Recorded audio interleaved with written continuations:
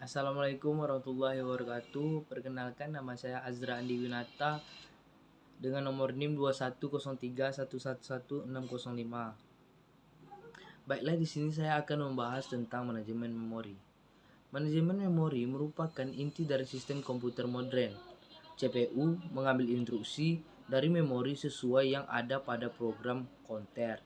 Instruksi dapat berupa menempatkan atau menyimpan dari ke alamat di memori, penambahan, dan sebagainya. Dalam manajemen memori ini akan dibahas bagaimana urutan alamat memori yang dibuat oleh program yang berjalan. Kemudian ruang alamat fisik dan logik. Alamat yang dibuat CPU akan merujuk ke sebuah alamat logik. Sedangkan alamat yang dilihat oleh memori adalah alamat yang dimasukkan ke register di memori.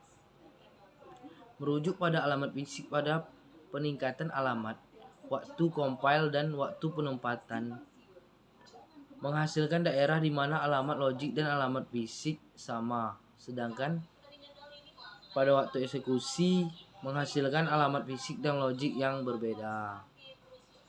Yang kedua, penukaran atau swap. Sebuah proses membutuhkan memori untuk dieksekusi. Sebuah proses dapat ditukar sementara keluar memori ke backing store atau disk, dan kemudian dibawa masuk lagi ke memori untuk dieksekusi. Sebagai contoh, asumsi multiprogramming dengan penjadwalan algoritma CPU round robin. Ketika kuantum habis, manajer memori akan mulai menukar keluar proses yang selesai dan memasukkan ke memori proses yang bebas. Sementara penjadwalan CPU akan mengalokasikan waktu untuk proses lain di memori. Ketika tiap proses menghabiskan waktu kuantumnya, proses akan ditukar dengan proses lain. Baiklah, demikian yang dapat saya sampaikan. Pembahasan selanjutnya akan disampaikan oleh teman saya. Cukup sekian, terima kasih. Wassalamualaikum warahmatullahi wabarakatuh. Assalamualaikum warahmatullahi wabarakatuh. Perkenalkan, nama saya Sri Nur Hidayati dengan NIM 2103110839. Di sini saya akan membahas tentang materi yang berjudul yaitu manajemen memori dengan bagian pemberian peg atau halaman. Pemberian halaman mencegah masalah penting dari mengepaskan ukuran bongkahan memori yang bervariasi ke dalam penyimpanan cadangan, yang mana diderita oleh kebanyakan dari skema manajemen memori sebelumnya. Ketika beberapa pecahan kode dari data yang tersisa di memori utama perlu untuk ditukar keluar, harus ditemukan ruang di penyimpanan cadangan. Yang kedua yaitu segmentasi.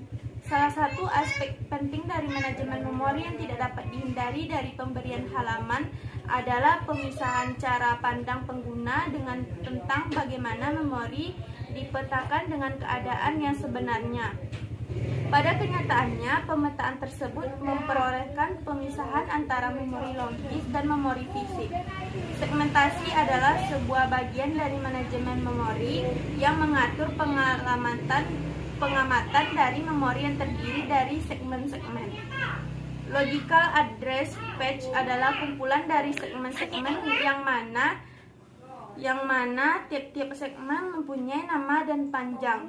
Alamat tersebut menunjukkan alamat dari segmen tersebut dan offsetnya di dalam segmen tersebut.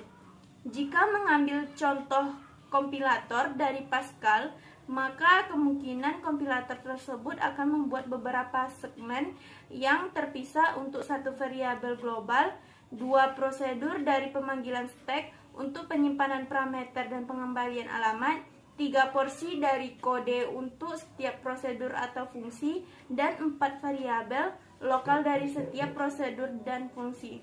Sekian dari saya. Wassalamualaikum warahmatullahi wabarakatuh. Baik, perkenalkan, nama saya Musdalifah dengan NIM 2103110836 akan membahas materi tentang sistem berkas di bagian konsep dasar dan di bagian atribut pada berkas. Sistem berkas. Sistem berkas merupakan mekanisme penyimpanan online serta untuk diakses baik data maupun program yang berada dalam sistem operasi. Terdapat dua bagian penting dalam sistem berkas. Yang pertama itu kumpulan berkas sebagai tempat penyimpanan data. Yang kedua, struktur direktori yang mengatur dan menyediakan informasi mengenai seluruh berkas dalam sistem. Nah, konsep dasar. Konsep dasar komputer dapat menyimpan informasi ke beberapa media penyimpanan yang berbeda seperti magnetic disk, magnetic tapes, dan optical disk. Sistem operasi mengabstraksi properti fisik dari media penyimpanannya dan mendefinisikan unit penyimpanan logis, yaitu berkas. Nah, berkas ini dipetakan ke media fisik oleh sistem operasi. Media penyimpanan ini umumnya bersifat non-volatile, sehingga kandungan di dalamnya tidak akan hilang walaupun terjadi kegagalan listrik maupun sistem reboot. Selanjutnya, berkas merupakan kumpulan informasi terkait yang diberikan nama dan direkam pada penyimpanan sekunder dan bagian terkecil dari penyimpanan logis.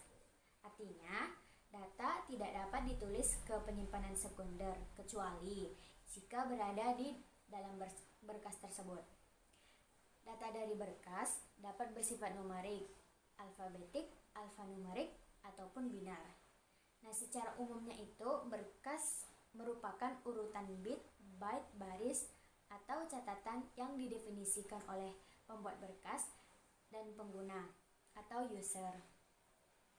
Informasi dalam berkas ditentukan oleh pembuatnya. Ada banyak beragam jenis informasi yang dapat disimpan dalam berkas.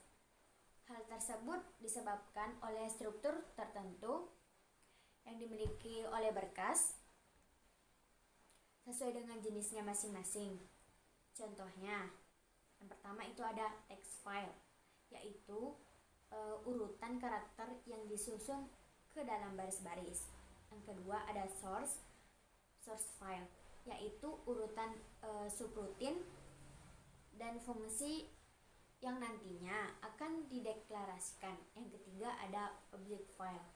Object file ini merupakan urutan byte yang diatur ke dalam blok-blok yang dikenali oleh linker dari suatu sistem. Yang keempat ini ada executable. Executable file ini merupakan rangkaian code section yang dapat dibawa loader ke memori dan dieksekusi. Selanjutnya itu ada atribut pada berkas. Nah, berkas ini diberi nama untuk kenyamanan bagi penggunanya atau user untuk sebagai acuan bagi data yang terkandung di dalamnya. Nama berkas ini biasanya berupa string atau karakter. Beberapa sistem membedakan pengguna huruf besar dan huruf kecil dalam penamaan sebuah berkas, sementara sistem yang lain menganggap kedua hal di atas itu sama. Atribut berkas sendiri terdiri dari nama. Nama ini merupakan satu-satunya informasi yang tetap dalam bentuk yang bisa dibaca oleh manusia atau human readable form. Yang kedua ada type. Type ini dibutuhkan untuk sistem yang mendukung beberapa type yang berbeda. Yang ketiga ada lokasi. Lokasi ini merupakan pointer ke device dan kolokasi berkas pada device tersebut. Yang keempat ada ukuran atau size. Ukuran atau size ini merupakan ukuran berkas pada saat itu, baik itu dalam bentuk byte, huruf, ataupun blok. Yang kelima ada proteksi.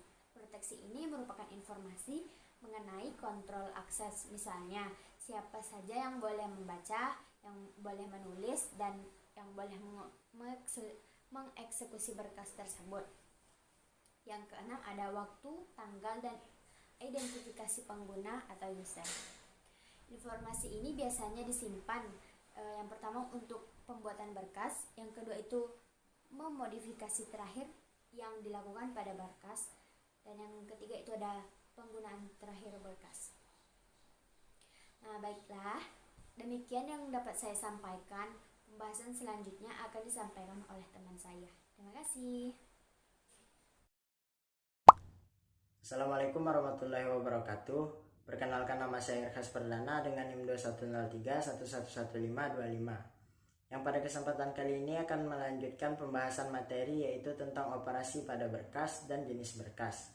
Yang pertama, operasi pada berkas. Sebuah berkas adalah jenis data abstrak.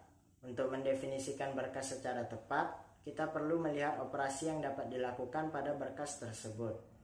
Sistem operasi menyediakan sistem calls untuk membuat, membaca, menulis, mencari, menghapus, dan sebagainya. Berikut dapat kita lihat apa yang harus dilakukan sistem operasi pada keenam operasi dasar pada berkas. Yang pertama, membuat sebuah berkas.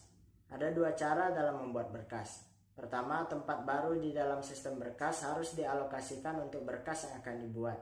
Kedua, sebuah direktori harus mempersiapkan tempat untuk berkas baru. Kemudian direktori tersebut akan mencatat nama berkas dan lokasinya pada sistem berkas. Yang kedua, menulis pada sebuah berkas.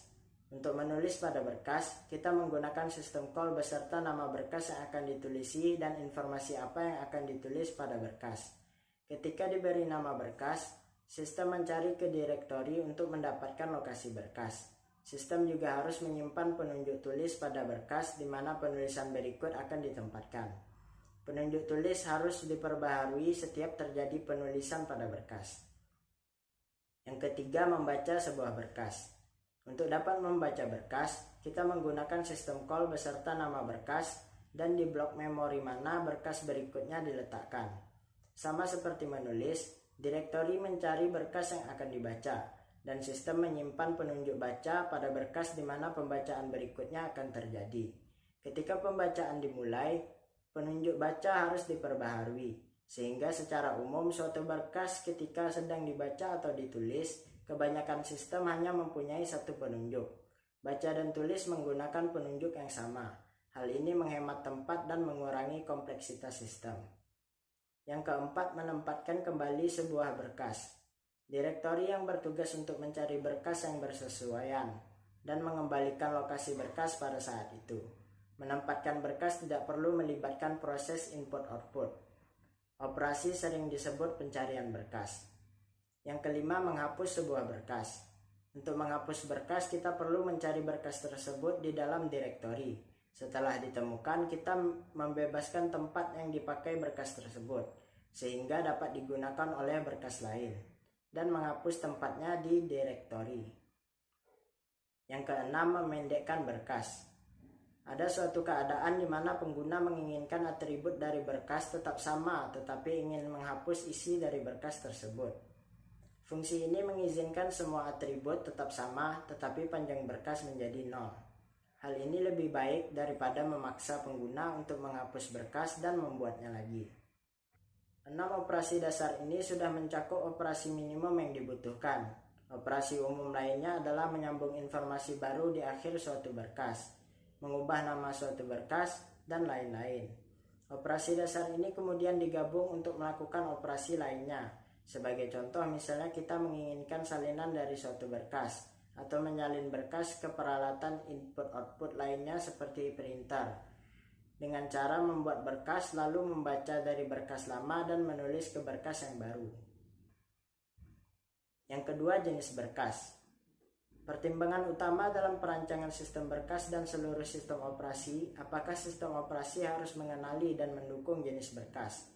Jika suatu sistem operasi mengenali jenis dari berkas, maka ia dapat mengoperasikan berkas tersebut.